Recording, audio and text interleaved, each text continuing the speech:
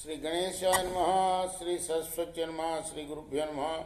భక్తులరా, వ్యాస ప్రోక్త మహాభారత ఇతిహాసం యథాతథంగా చెప్పుకున్నాం. ప్రతి శ్లోకం దాని అర్థం. ఇందులో భాగంగా నిన్నటి వరకు ఆది సభ, అరణ్య, విరాట, ఉద్యోగ, భీష్మ, ద్రోణ, కర్ణ, శల్య, సౌప్తిక స్త్రీ పర్వాలనే 11 పర్వాలు పూర్తి చేశాం. 12వదైన శాంతి పర్వంలో కూడా మనం 270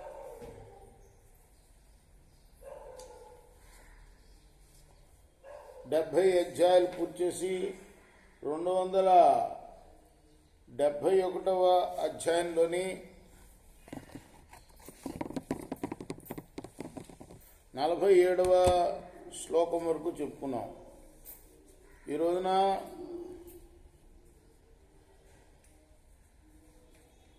48వ శ్లోకం నుండి కొనసాగిద్దాం. 47 కాదు,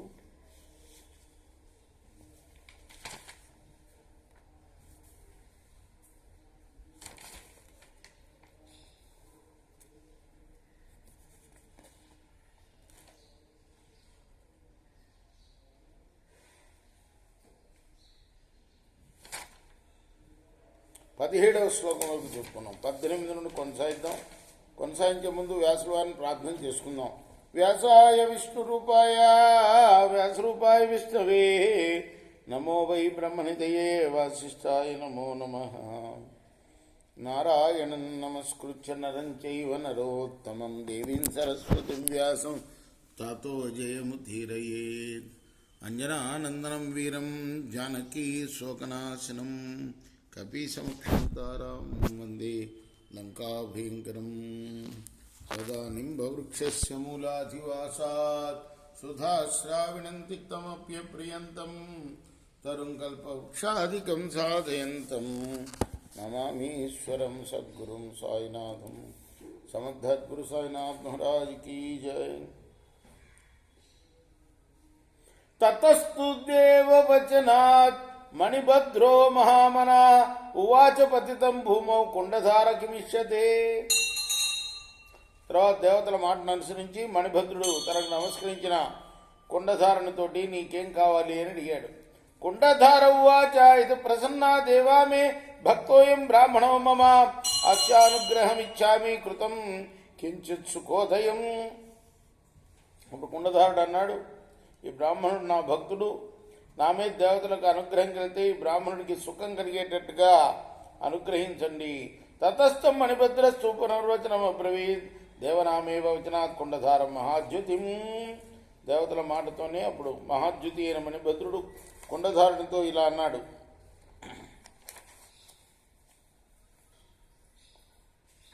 మణిభద్ర ఉవాచ ఉత్తిష్టోత్తిష్ట భద్రంతే కృతకృత్య సుఖీ భవ ధనార్థీయతి విప్రోయం ధనమస్మై ప్రదీయతాం. కుండధార లే, నీకు శుభం కలుగాక. కృతకృత్యుడు అయ్యావు, సుఖీభవ. ఈ బ్రాహ్మణుడికి ధనం కావలిస్తే ధనం ఇయ్యి. యావత్ ధనం ప్రార్థయతే బ్రాహ్మణో యం సఖాతవా దేవానాం శాసనాత్ తావాత్ అసంఖ్యేయం దదామ్యం. బ్రాహ్మణుడు నీ స్నేహితుడు కదా, అతను కోరినంత ధనం దేవానుగ్రహంతో నేను ఇస్తున్నాను. విచారీ కుండధారస్తు మానుష్యం చరమద్రోహం తపసేమతి మాధత్త బ్రాహ్మణస్య యుధిష్ఠిర. మానవ జీవితం చంచలమని అస్థిరమని భావించి కుండధారుడు ఆ బ్రాహ్మణుడికి తపోబలాన్ని పెంచాలి అనుకున్నాడు. కుండధార ఉవాచ నాహం ధరాన్ని యాదామి బ్రాహ్మణాయ ధనప్రద అన్యమే వాహమిచ్చామి భక్తాయ అనుగ్రహకృతం పృథ్వీం రత్నపూర్ణం నా మహద్వారత్న సంజ్యం భక్తాయ నాహమిచ్చామి భవేదేశాతు ధార్మిక ధర్మేస్య రమతాం బుద్ధి ధర్మం చైవోపజీవతు ధర్మప్రధానో భవతు మమైషో అనుగ్రహో మత. ఇప్పుడు కుండధారుడు అన్నాడు, ధనప్రద, నేను అతని ధనం కోరడం లేదు, భక్తుని అనుగ్రహించడానికి మరొకటి కోరుతున్నాను. రత్నపూర్ణమైన భూమిని కానీ రత్న రాశిని కానీ కోరడం లేదు. ఇతడు ధార్మికుడు కావాలి, ఇతని బుద్ధి సదా ధర్మం మీదే నిలవాలి, ధర్మంతోనే బతకాలి. ఇతనికి అన్నిటికన్నా ధర్మమే ప్రధానం కావాలి. ఇదే నాకు అనుగ్రహించండి. మణిభద్ర ఉవాచ సదా ధర్మఫలం రాజ్యం సుఖాన్ని వివిధాన్ని చ ఫలాన్యే వాయమస్నాతు కాయక్లేశ వివర్జిత. మణిభద్రుడు అన్నాడు, రాజ్యము వివిధ సుఖాలు సదా ధర్మఫలాలే. కాయ కష్టం లేకుండా ఇతడు ధర్మఫలం అనుభవిస్తాడు. భీష్మువాచ తతస్తదేవ బహుశః కుండధారో మహాయశ అభ్యాసమకరోద్ధర్మే తతస్తుష్టాస్తు దేవత. భీష్ముడు చెప్తున్నాడు. మణిభద్రుడు ఇలా చెప్పిన తర్వాత కూడా కుండధారుడు చాలాసార్లు అదే మాట చెప్పాడు. దానికి దేవతలు సంతోషించారు. మణిభద్రవు వాచ ప్రీతాస్తే దేవతా సర్వా ద్విజస్యాస్య తథైవ చ భవిష్యత్యేవ ధర్మాత్మా ధర్మే చాధాస్యతే మతి. మణిభద్రుడు అన్నాడు, నీ మీద బ్రాహ్మణుని మీద దేవతలందరూ సంతుష్టులయ్యారు. ఈ విప్రుడు ధర్మాత్ముడు అవుతాడు. ఇతని బుద్ధి ధర్మం మీదనే నిలుస్తుంది. తత ప్రీతో జలధ కృతకార్యో యుధిష్ఠిర మనసో లబ్ధ్వా పరమన్యే సుదుర్లభం ధర్మజ. ఇతరులు పొందరాని కోరిక తీరి కొండధారుడు కృతనికృత్యుడై ఎంతో సంతోషించాడు. తతోపశ్యత చీరాణి సూక్ష్మాని ద్విజసత్తమ పార్శ్వతోభ్యాస్యతో న్యస్తాని.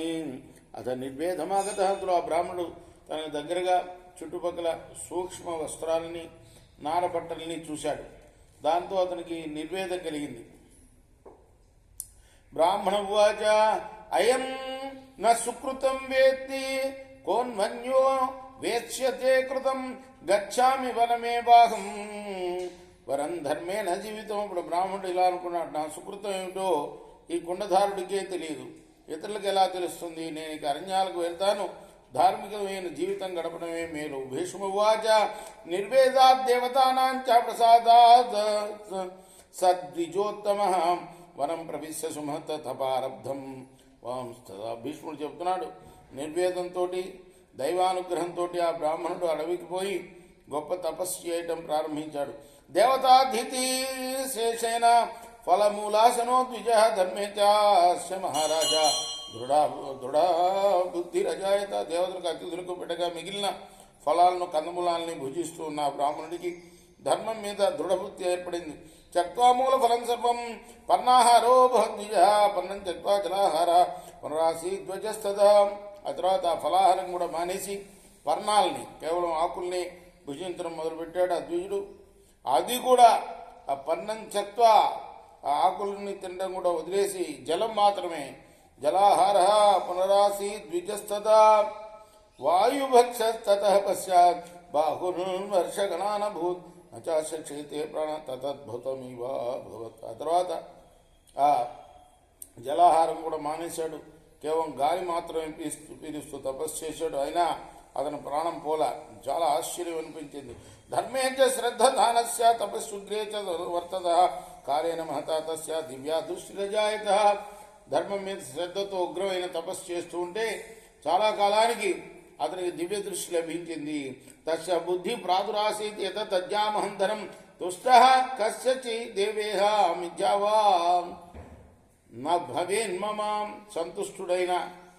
సంతుష్టుడనై ఈ లోకంలో ఎవరికో ఒకరికి నేను ధనం ఇస్తే నా మాట అసత్యం కాదు కదా.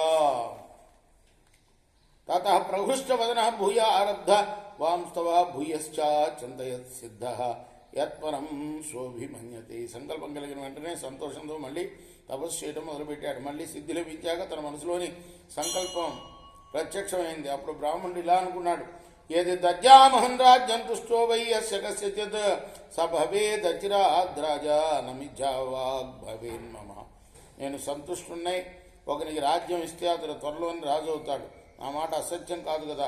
తస్య సాక్షాత్ కుండధార దర్శయామాస భారత బ్రాహ్మణ శతపోయోగ సహృదేనావిచోద్య సమాగమ్య సతేనాథ పూజాంచక్రే యథా నిధి. బ్రాహ్మణ కుండధారస్య విస్మితశ్చాభవన్ రూప. బ్రాహ్మణుడికి తపశక్తితోటి స్నేహంతో కుండధారుడు బ్రాహ్మణుడికి ప్రత్యక్షమయ్యాడు. బ్రాహ్మణుడి యొక్క తపశ్శక్తితో కుండధారుడిని తలుచుకోగానే కుండధారుడు ప్రత్యక్షమయ్యాడనమాట. అతను చూసి బ్రాహ్మణుడు పూజించాడు. కుండధారుని దర్శనం బ్రాహ్మణుడికి ఆశ్చర్యం కలిగించింది.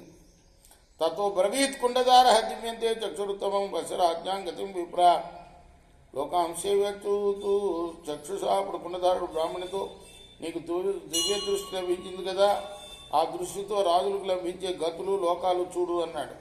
తతో రాజ సహస్రాణి మగ్రాని నరయే తదా దూరా తపస్యద్విప్రహ సహ దివ్యయుక్తయేన చక్షుషా. బ్రాహ్మణుడు దివ్య దృష్టితో దూరం నుండే నరకంలో మునిగి ఉన్న 1000 మంది రాజులను చూశాడు. కొండధార ఉవాచ మాం పూజయత్వా భావేన యథత్వం దుఃఖమాప్నుయాం కృతం మయా భవేత్కంతే కసితే అనుగ్రహో భవేత్. అప్పుడు కొండధారుడు ఇలా అన్నాడు, ఎంతో భక్తితో నన్ను పూజించిన నువ్వు దుఃఖం పొందితే నా వల్ల నీకు కలిగిన ఉపకారం ఏమిటి, అనుగ్రహం ఏమిటి?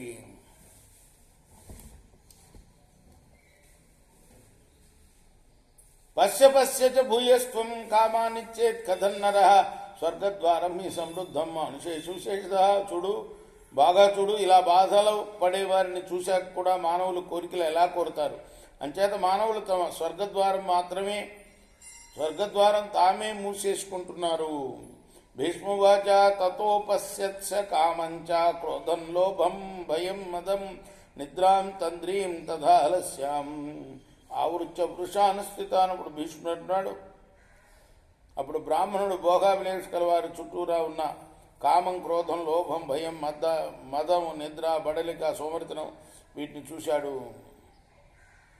కొండధార ఉవాచ ఏతైర్లోకా సుసమృద్ధ దేవానాం మనుషాద్భయం తథైవ దేవవచనా విఘ్నం కుర్వంతి సర్వశ. కొండధారుడు అన్నాడు, ఈ గుణాలతో కూడిన మానవులకు భయపడి దేవతలు స్వర్గాన్ని మూసివేశారు. అలాగే దేవతల వచనం చేత కామక్రోధాదులు మానవులకు విఘ్నం కలిగిస్తాయి. నా దేవైరననుజ్ఞాత కశ్చిద్భవతి ధార్మిక ఏష శక్తోసి తపసా దాతుం రాజ్యం ధరాని చ. దేవతల అనుజ్ఞ లేకపోతే ఎవడు ధార్మికుడు కాలేడు. ఆ అనుజ్ఞ నీకు లభించినందువల్ల నీవే ఇతరులకు రాజ్యము, ధనాలు ఇవ్వగలుగుతున్నావు. భీష్మువాచ తతః పపాత శిరసా బ్రాహ్మణస్తోయ ధారిణి ఉవాచ ధర్మాత్మా మహాన్మే అనుగ్రహకృత కామలోభానుబంధేన పురాతేదసూయితం మయా స్నేహం అభిజ్ఞాయ తత్ర మే క్షంతుమర్హసి. భీష్ముడు చెప్తున్నాడు. అప్పుడు ధర్మాత్ముడైన బ్రాహ్మణుడు కుండధారునికి పాదావిందనం చేసి, మహాత్మా, నా మీద మీరు చాలా అనుగ్రహం చూపించారు. అది నేను తెలుసుకోలేక కామంతో, లోభంతో మీలో దోషం భావించాను. నన్ను మీరు క్షమించాలి అన్నాడు. క్షాంతమేవ మయేత్యుక్త్వా కొండధారో ద్విజర్షభం సంపరిష్వజ్య బాహుభ్యాం తత్రైవాంతరధీయత. నేను నిన్ను మొదట్లోనే క్షమించాను అని కొండధారుడు బ్రాహ్మణుని కౌగలించుకొని అక్కడే అంతర్ధానం అయ్యాడు. తత సర్వాంస్తదా లోకాన్ బ్రాహ్మణో అనుచచార కొండధార ప్రసాదేనా తపసాసిద్ధమాగత. కొండధారుని అనుగ్రహంతో తపస్థితిని పొంది ఆ బ్రాహ్మణుడు అన్ని లోకాలను సంచరించాడు. గృహాయ సాచ గమనం తథా సంకల్పితార్థత ధర్మాశక్త్య తథా యోగాద్యాచ పరమాగతి. ఇలా బ్రాహ్మణుడికి ఆకాశగమనం, సంకల్పసిద్ధి, ధర్మశక్తి, యోగాల వల్ల పరమగతి కూడా లభించాయి. దేవతా బ్రాహ్మణ సంతయక్ష మానుష్యారణ ధార్మికాన్ పూజయంతి నధనాధ్యానమకామిన. దేవతలు, బ్రాహ్మణులు, సజ్జనులు, యక్షులు, మానవులు, చారణులు, ధార్మికులనే పూజిస్తారు కానీ ధనవంతులను, కాముకులను పూజించరు. సుప్రసన్నాహితే దేవా ఎత్తే ధర్మే రతామతి ధనే సుఖకళ కాచిత్ ధర్మేతు పరమం సుఖం. నీ మీద దేవతలకు అనుగ్రహం కలిగింది, అందుకే నీ బుద్ధి ధర్మం మీద ఆసక్తి కలిగింది. ధనంతో కేవలం సుఖం యొక్క అంశం మాత్రమే ఉంది, ధర్మంలో అయితే పరమసుఖం ఉంది. ఇది శ్రీ మహాభారతే శాంతి పర్వణి మోక్షధర్మ పర్వణి కుండధారోపాఖ్యానే 1,750 ఇది వ్యాసప్రోక్త మహాభారత ఇతిహాసంలోని శాంతి పర్వంలోని 271వ అధ్యాయం. రేపు 272వ అధ్యాయం చెప్పుకుందాం. కృష్ణార్పణమస్తు. సాయి కృష్ణార్పణ. స్వస్తి ప్రజాభ్య పరిపాలయంతాం న్యాయేన మార్గేణ మహిషా గోబ్రాహ్మణేభ్యः శుభమస్తు. నిత్యం లోకాः సమస్తాः సుఖినో భవంతు. కృష్ణార్పణమస్తు. సాయి కృష్ణ.